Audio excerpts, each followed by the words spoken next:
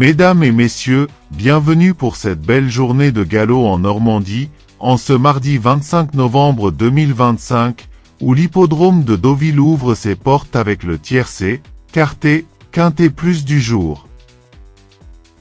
Nous attaquons directement avec le prix du Château de Bayeux.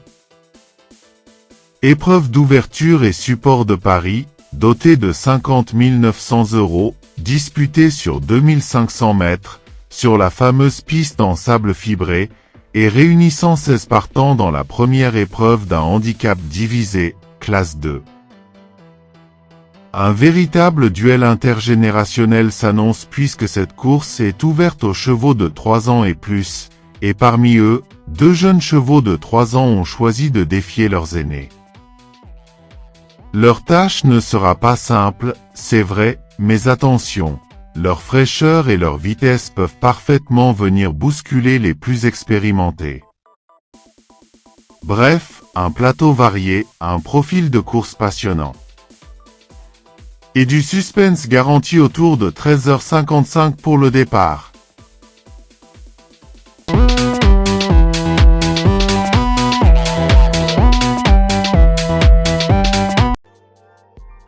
Tchingy-Rangé. On attaque fort avec Tchingy-Rangé, un cheval qui, franchement, respire la qualité pure. Certes, on dira ce qu'on voudra, il a montré ses plus belles choses sur le gazon, mais quand tu vois son profil, tu sens qu'il n'a quasiment rien à envier aux adversaires du jour. Le cheval a déjà prouvé qu'il pouvait gagner plusieurs fois d'affilée quand il est dans son assiette. Ici, ça ressemble un peu à un pari osé, un joli coup de poker que seuls les audacieux tenteront. Mais parfois, ce sont justement ces coups-là qui font toute la différence dans un quintet aussi ouvert.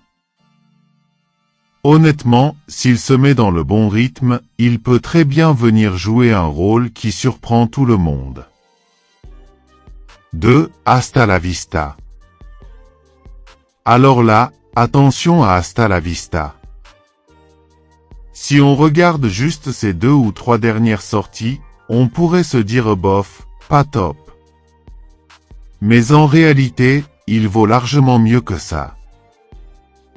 C'est un cheval qui a souvent montré une vraie constance, une régularité de fond qui rassure beaucoup. Il est dans une situation parfaite pour se racheter aujourd'hui. Le fait qu'il soit bien placé à la corde peut l'aider à se poser tranquillement avant d'envoyer sa pointe finale. Ce genre de cheval adore créer la surprise juste au moment où on ne s'y attend plus. Personnellement, je serais vraiment pas choqué de le voir remettre les pendules à l'heure et finir dans le top. 3. Bad Boy. À Bad Boy, quel nom, et franchement il le porte plutôt bien. Il reste sur une victoire canon, pile sur ce même parcours. C'est exactement le type de profil qu'on adore avant un quintet, confiant, en plein sur sa distance, et drivé par Soumillon qui sait tirer le meilleur de ce genre de cheval. Quand il est dans un bon jour, ce Bad Boy a absolument tout pour faire très, très mal. Sa capacité à accélérer, sa façon d'attendre juste ce qu'il faut. C'est un vrai client pour la gagne. Pour moi, c'est carrément le préféré logique de la course. 4. Everillo. Avec Everillo, faut être prudent. C'est typiquement le cheval qu'on peut facilement sous-estimer. Et qui, en douce, vient s'incruster dans les 5 premiers. Il a un style assez sérieux, pas forcément spectaculaire, mais ultra fiable quand les conditions lui conviennent. Son dernier parcours n'est pas ridicule du tout, et on sent qu'il a gardé une petite réserve sous le coude. Dans une course comme celle-ci, avec beaucoup de profils incertains, ce genre de cheval peut faire office de valeur sûre. À reprendre absolument, car il a clairement les moyens pour figurer dans la bonne combinaison.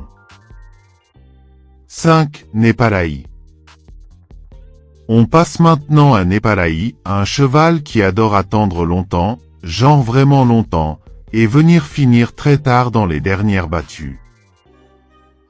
Dans un scénario parfait, il peut finir en boulet de canon, mais voilà. À ce niveau-là et avec ce poids, la marge est proche du zéro absolu. Il va devoir compter sur un rythme de course très soutenu et un parcours sans le moindre grain de sable pour espérer accrocher quelque chose. Et honnêtement, ça fait beaucoup de conditions. Pour moi, ça reste vraiment compliqué. Si est Tirsti. Tirsti, c'est le cheval expérimenté du lot. Il vient d'enchaîner 2 superbes victoires, ce qui montre qu'il est mentalement dans une vraie confiance. Problème, maintenant qu'il a pris le poids derrière ses succès, il n'a plus vraiment de marge. Mais un vieux briscard comme lui, ça peut toujours surprendre. Il connaît la PSF, il connaît la bagarre dans les quintets, et il sait comment se sortir d'un mauvais pas. Pour la gagne, ça sent compliqué. Mais pour les places? Oh que oui! 7. Ventosilla. Avec Ventosilla, c'est simple, pile elle peut surprendre, face elle peut décevoir. Quand tu fais la balance du pour et du contre, tu te rends compte qu'elle arrive pile au milieu, dans un équilibre parfait. Elle ne sort jamais des clous, elle fait son boulot proprement, et elle a déjà prouvé qu'elle pouvait rivaliser avec ce genre de chevaux. Je la vois pas forcément dans les 3, mais honnêtement elle peut facilement choper une 4e ou 5e place dans un champ réduit. 8. Don't Shot Maître Daoun. Alors lui. Don't Shot Maître Daoun, c'est un vrai casse-tête. Un cheval capable d'un coup d'éclat comme d'un passage totalement transparent.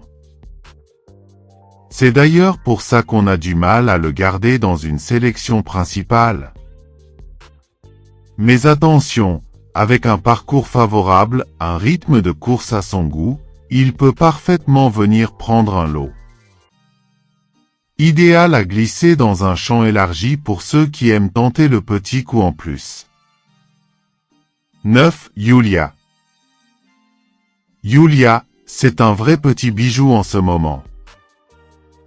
2 victoires consécutives et une sensation que la limite est encore loin d'être atteinte. Son numéro de corde est mauvais sur le papier. Mais sur 3100 mètres, sincèrement, c'est pas un gros problème. Elle respire la fraîcheur, l'envie, et elle donne l'impression d'une pouliche encore en pleine ascension. Pour moi, ça sent le très gros coup de cœur, et même pourquoi pas une 3e victoire d'affilée si tout se passe bien. 10. Ideal King. Ideal King, c'est le cheval qui arrive vraiment au top de sa forme. Son dernier accessite, même si c'était dans un réclamé, montre qu'il a retrouvé du mordant. Monter de catégorie, ça peut faire peur, mais certains chevaux adorent ce genre de défi. Celui-là en fait peut être parti.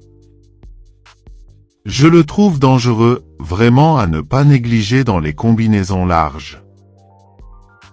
11. Tiger Rock. Tiger Rock vaut tellement mieux que sa dernière sortie à Longchamp. Un jour sans, ça arrive même au meilleur.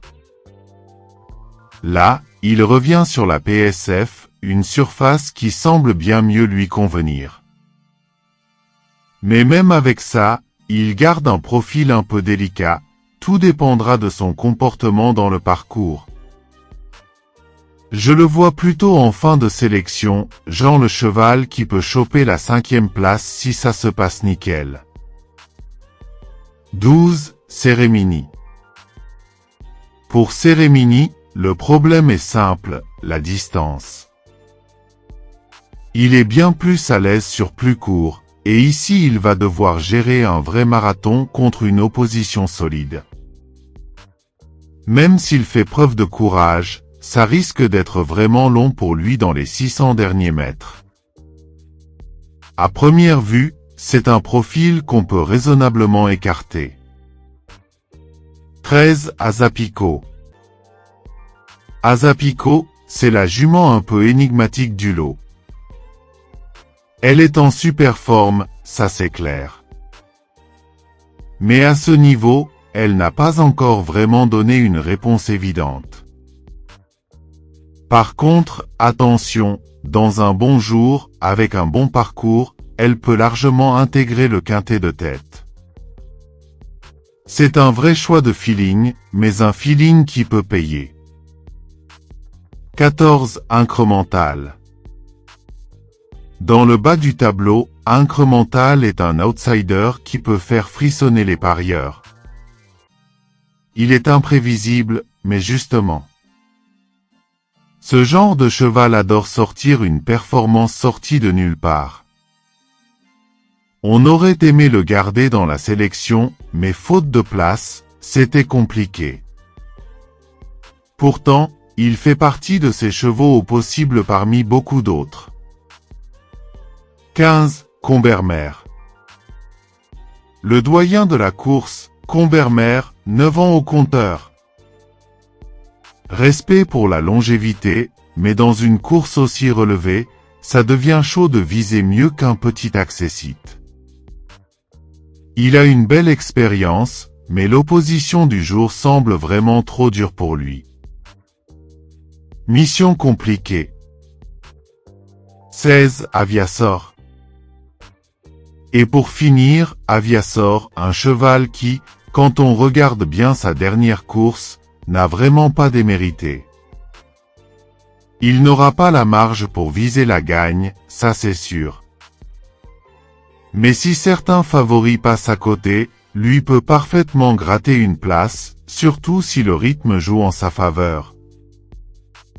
C'est notre principal regret, et franchement, à juste titre.